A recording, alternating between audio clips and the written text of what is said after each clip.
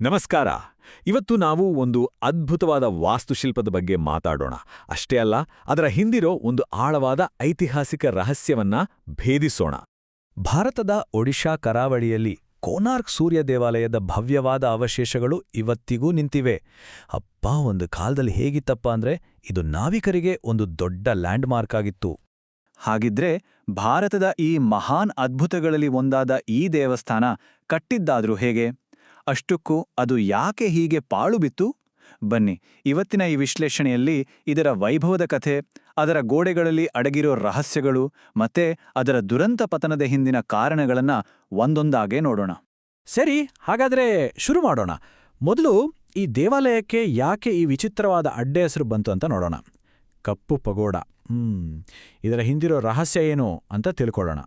ನೋಡಿ, 1676ರಷ್ಟು ಹಿಂದೆ ಯುರೋಪಿನ ನಾವಿಕರು ಈ ದೇವಸ್ಥಾನವನ್ನ ಕಪ್ಪು ಪಗೋಡ ಅಂತ ಕರೆಯಕ್ ಶುರು ಮಾಡಿದ್ರು.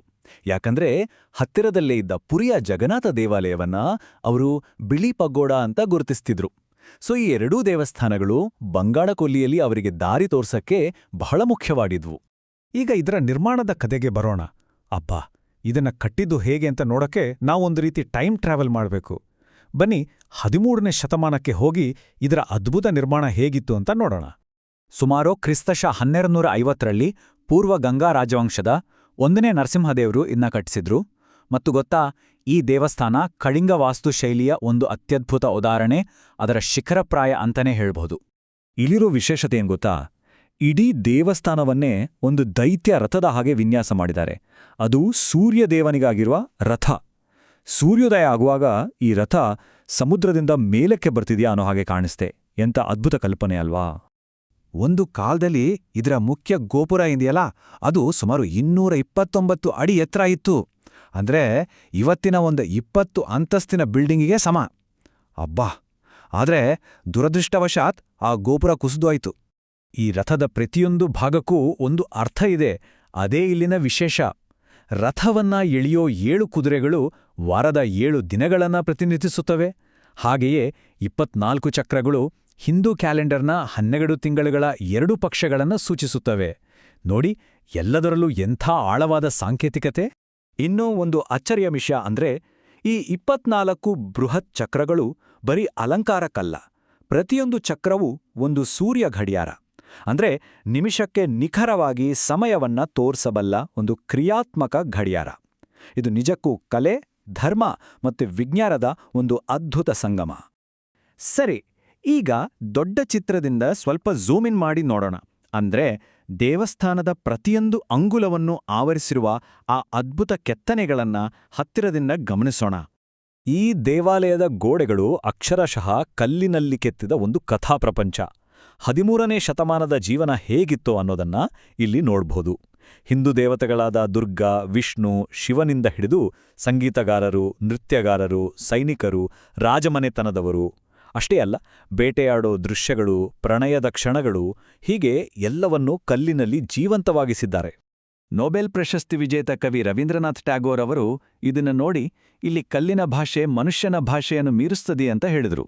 ನಿಜಕ್ಕೂ ಈ ಕೆತ್ತನೆಗಳು ಎಷ್ಟು ಅದ್ಭುತವಾಗಿವೆ ಅಂದ್ರೆ ಆ ಮಾತಿನಲ್ಲಿ ಯಾವುದೇ ಅತಿಶಯೋಕ್ತಿ ಇಲ್ಲ. ಇಷ್ಟೆಲ್ಲ ಅದ್ಭುತಗಳ ಆಗರವಾಗಿದ್ದ ಈ ಮೇರುಕೃತಿ ಕೊನೆಗೆ ಪತನಗೊಂಡಿದ್ದು ಹೇಗೆ? ಇದು ನಿಜಕ್ಕೂ ಒಂದು ದೊಡ್ಡ ಪ್ರಶ್ನೆ.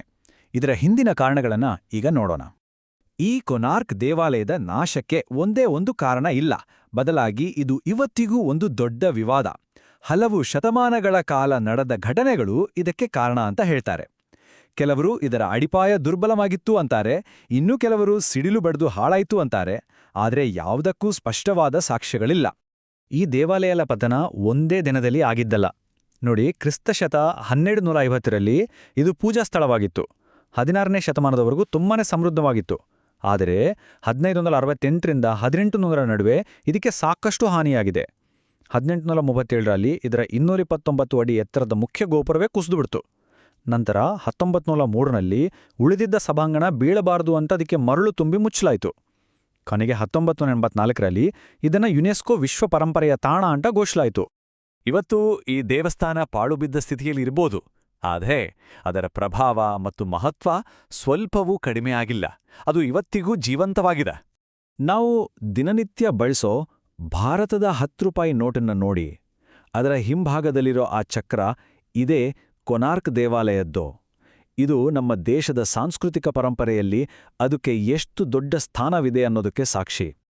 ಅಷ್ಟೇ ಅಲ್ಲ, ಒಡಿಶಾ ರಾಜ್ಯದ ಲಾಂಛನ ಇದೆಯಲ್ಲ, ಅದಕ್ಕೆ ಸ್ಫೂರ್ತಿಯಾಗಿದ್ದು ಇದೇ ದೇವಾಲಯದ ಆವರಣದಲ್ಲಿ ಸಿಕ್ಕ ಯೋಧ ಮತ್ತು ಕುದುರೆ ಪ್ರತಿಮೆ. ಒಂದು ರಾಜ್ಯದ ಗುರುತೇ ಈ ದೇವಾಲಯದಿಂದ ಬಂದಿದೆ ಅಂದ್ರೆ ಯೋಚನೆ ಮಾಡಿ. ಕೊನೆಗೆ ಕೋನಾರ್ಕ್ ಸೂರ್ಯ ದೇವಾಲಯ ನಮಗೇನ್ ಹೇಳುತ್ತೆ ಅಂದ್ರೆ, ಒಂದು ಪರಂಪರೆ ಅಂದ್ರೆ ಬರೀ ಎತ್ತರದ ಕಟ್ಟಡ ಅಲ್ಲ, ಅದು ಹೇಳುವ ಕಥೆಯಲ್ಲಿ ಅದರ ಶಕ್ತಿ ಇರುತ್ತೆ. ಅವಶೇಷಗಳಾಗಿದ್ರೂ ಕೆಲವು ರಚನೆಗಳು ಶಾಶ್ವತವಾಗಿ ಮಾತನಾಡ್ತವೆ. ಹಾಗಿದ್ರೆ ನಾವು ಇವತ್ತು ಕಟ್ಟುತ್ತಿರುವ ಆಧುನಿಕ ಅದ್ಭುತಗಳು ಮುಂದಿನ ಪೀಳಿಗೆಗೆ ಯಾವ ಕಥೆಗಳನ್ನ ಹೇಳಬಹುದು? ಯೋಚಿಸಬೇಕಾದ ವಿಷಯ ಅಲ್ವಾ?